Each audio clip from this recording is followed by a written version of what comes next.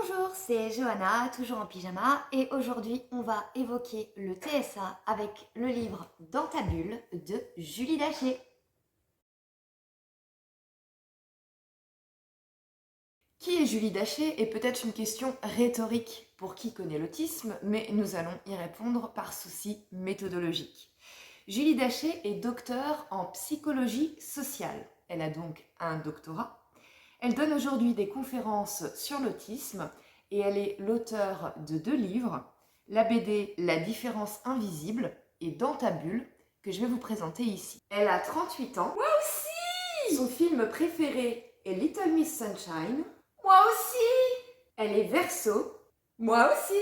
Elle a le syndrome de l'intestin irritable. Moi aussi! Elle est l'auteure de 2 livres. Et moi aussi! C'est une brillante universitaire qui fait aujourd'hui salle comble lorsqu'elle donne une conférence sur l'autisme. Non, la jalousie perfide ne fait pas partie du panel d'émotions des personnes autistes qui, comme on le sait, sont de petits anges sans égaux. Première approche du livre.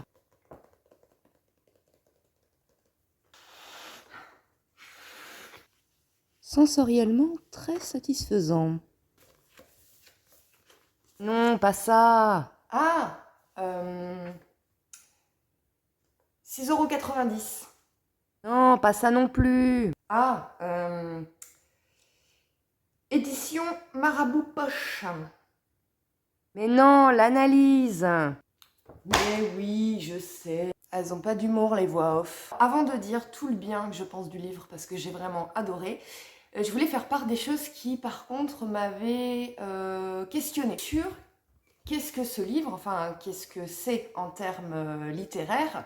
Et c'est là où j'ai été un petit peu désarçonnée, puisque en première page, donc on révise pour les étudiants, donc la première de couverture, on voit qu'on va lire un témoignage, d'accord, donc on voit ce que c'est qu'un témoignage.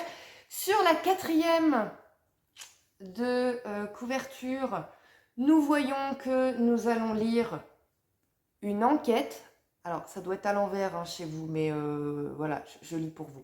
Donc on voit qu'on va lire une enquête. D'accord, donc là déjà c'est pas la même chose, une enquête, un témoignage. Et sur la tranche, on voit qu'on est en sciences humaines. Ok, bon, enquête, sciences humaines, ça d'accord. Et ensuite, lorsqu'on ouvre, il y a un petit avertissement où on nous dit il s'agit avant tout d'un roman.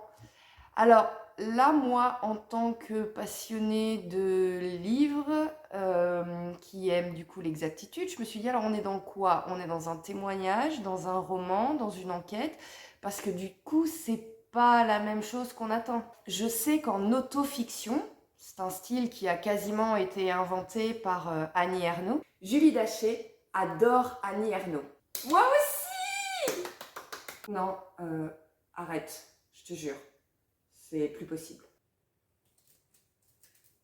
Donc en autofiction, se demander où est le vrai du faux, ça fait partie des conventions.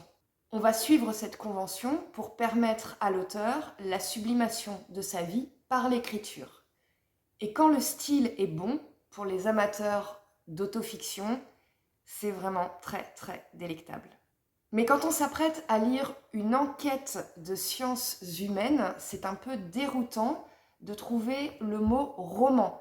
Qui plus est lorsqu'on nous explique dans les avertissements que tel témoignage c'est véridique, tel fait scientifique c'est la thèse de l'auteur et l'avis de l'auteur c'est romancé. Et on est encore un peu plus perdu, enfin à mon sens, quand on ouvre la première page et que l'auteur nous écrit: si j'étais un peu plus ambitieuse, je pourrais dire que c'est un outil, en parlant du livre, c'est un outil militant au service de l'émancipation des autistes. Je pourrais dire que c'est un outil militant au service de l'émancipation des autistes. Une prétérition. Le livre alterne effectivement entre témoignages, savoir scientifique sur l'autisme et tranche de vie de l'auteur lorsqu'elle est en train d'écrire et de soutenir sa thèse. Et une fois qu'on a compris ça, il y a une réelle fluidité, c'est-à-dire que contrairement à ce à quoi j'avais peur au début. Il y a une fluidité dans la narration. On sait qu'on va retrouver du savoir, on sait qu'on va retrouver une personne autiste et ensuite en parallèle on la suit elle. Et une fois qu'on a pigé ça, moi j'ai éprouvé vraiment beaucoup de plaisir à rentrer dedans parce que ce fait de passer d'une chose à une autre de façon encore une fois très fluide parce qu'elle y met beaucoup d'humour et parce que c'est très bien fait, j'ai trouvé que du coup c'était hyper digeste. C'est-à-dire qu'on soit complètement néophyte, qu'on ne connaisse absolument pas l'autisme ou qu'on soit déjà un peu calé parce qu'on l'est soi-même et qu'on a lu pas mal de choses, et ben dans tous les cas, on va apprendre des connaissances et on ne va pas s'ennuyer. En tout cas, moi, je ne me suis pas du tout ennuyée. Les parties théoriques sont extrêmement bien sourcées. Il doit y avoir 10 pages à la fin de bibliographie. Donc quand un livre a beaucoup de pages de bibliographie, généralement c'est bon signe. On sent que c'est une thèse, c'est-à-dire on sent qu'il y a une véritable réflexion derrière. Il y a certains livres de la bibliographie en plus que j'avais déjà lus, donc je frétillais de me dire mais oui exactement c'est ça. Enfin voilà, c'est un véritable contenu. C'est pas simplement vulgariser pour vulgariser ou vulgariser pour faire de la vente. C'est vraiment des informations qui sont, à mon sens, réfléchies et qui ouvrent sur autre chose. Donc mon chapitre préféré, c'est l'un des premiers. Il s'appelle « Être soi » et il évoque par exemple le processus jungien d'individuation qui serait plus rapide chez les personnes autistes de par le rejet des normes sociales. Donc ça, j'ai trouvé ça très intéressant. Et ce qui est d'autant plus intéressant dans ce livre, c'est qu'en fait, elle étudie l'autisme de par différents prismes. Le prisme anciennement psychanalytique, le prisme psychologique, le prisme féminisme et le prisme sociétal. Donc on a véritablement un accès à tous ces prismes-là qu'elle essaye de condenser ensuite dans un vécu. Et c'est en ça où cette narration que j'ai trouvée au départ un peu bancale et qui déstabilise, trouve finalement une certaine unité, en tout cas. Alors le passage, en l'occurrence sur l'autisme au féminin, qu'elle appelle « Être femme et autiste, la double peine », et je trouve particulièrement corrosif. C'est-à-dire que sur le fond, je suis entièrement d'accord avec tout ce qu'elle avance, puisque ce sont de véritables chiffres. Mais le ton un petit peu militant, alors vous me direz, hein, parce que j'ai lu qu'apparemment c'est un livre qui avait clivé. Alors il est sorti en 2018, hein, donc nous sommes en 2023, j'arrive 5 ans après la bataille, mais c'est un peu l'histoire de ma vie, donc c'est pas grave. Donc vous me direz, mais je comprends qu'il ait pu cliver parce que c'est pas en termes de contenu, c'est vraiment en termes de ton. Et ce ton un petit peu acide avec de l'humour, encore une fois, je suis pas sûre que les dubitatifs du féminisme se posent des questions après avoir lu ce sarcasme. Mais après, ça n'empêche pas que je suis tout à fait d'accord avec cette partie. C'est ce que j'essaye parfois d'exprimer moi aussi, plus ou moins maladroitement. Mais en tout cas, je comprends que ça ait pu faire grincer des dents. Donc dans ce livre, le militantisme va crescendo. Les causes pour lesquelles elle milite sont tout de même des causes de santé publique, je trouve. Donc on a faire reconnaître l'autisme au féminin, faire justement de la prévention sur le consentement. Les femmes autistes sont naïves et influençables. Elles ont des difficultés à décoder l'implicite et les intentions des personnes qui les entourent, ce qui fait d'elles des proies rêvées pour les prédateurs en tout genre, notamment sexuels. En plus de cela, elles ont du mal à s'imposer, évitent le conflit à tout prix et cherchent l'acceptation des autres. Et elle cite donc une étude de Bargiela en 2016. Donc elle fait de la prévention sur le consentement. Là, si, tu peux. Ah bah oui, moi aussi. Et elle milite enfin pour la dépathologisation de l'autisme. Pour expliquer cette dépathologisation, elle va s'appuyer sur 2 comparaisons.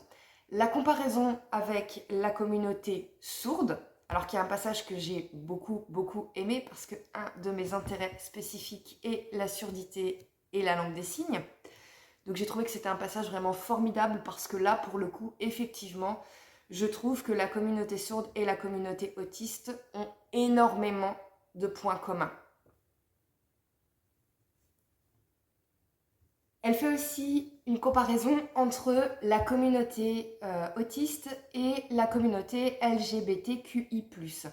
Et si effectivement on sait qu'avant l'homosexualité se trouvait dans le DSM, c'est-à-dire le manuel de psychiatrie qui diagnostique les personnes, et qu'aujourd'hui on a dépathologisé l'homosexualité, encore heureux, elle fait ce parallèle avec la dépathologisation de l'autisme qui du coup pourrait sortir du DSM pour être une simple différence au même titre que l'homosexualité.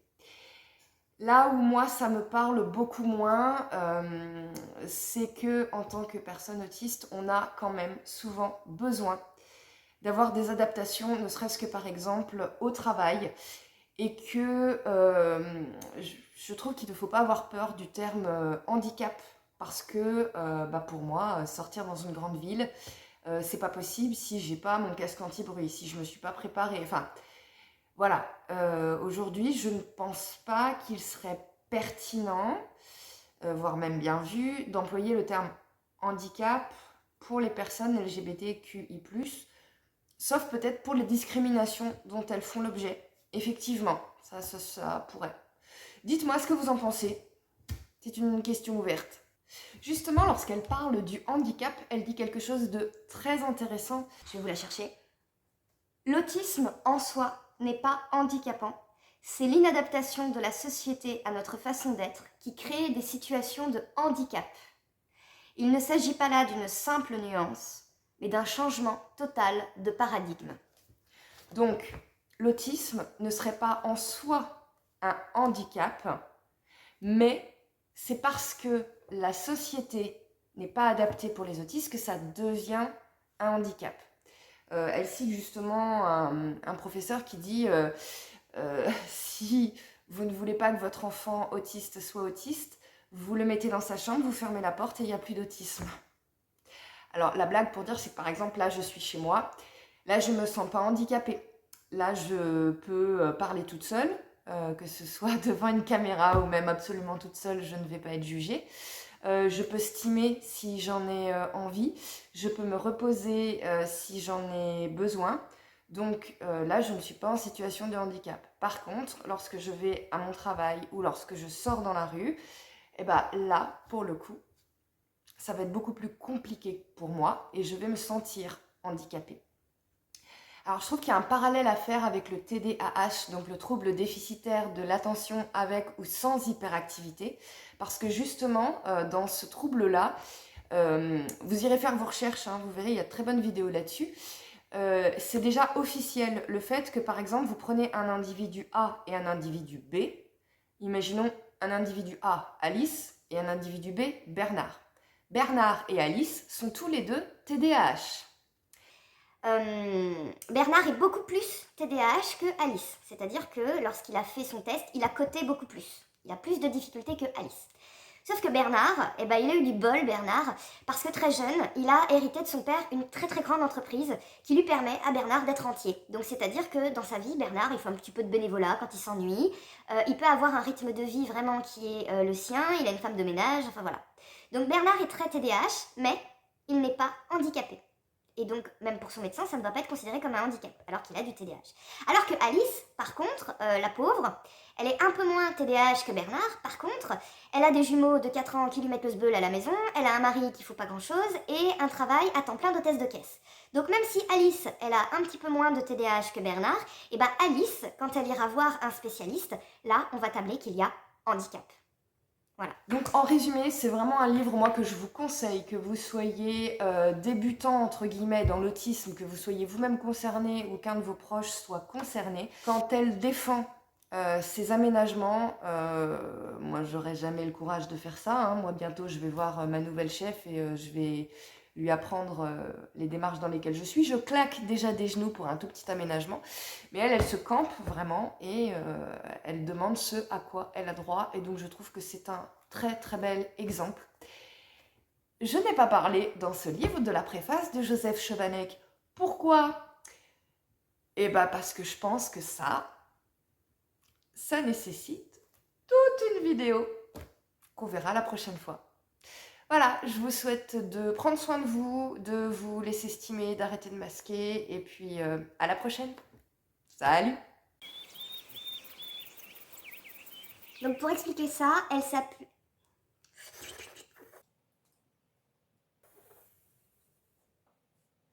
sur...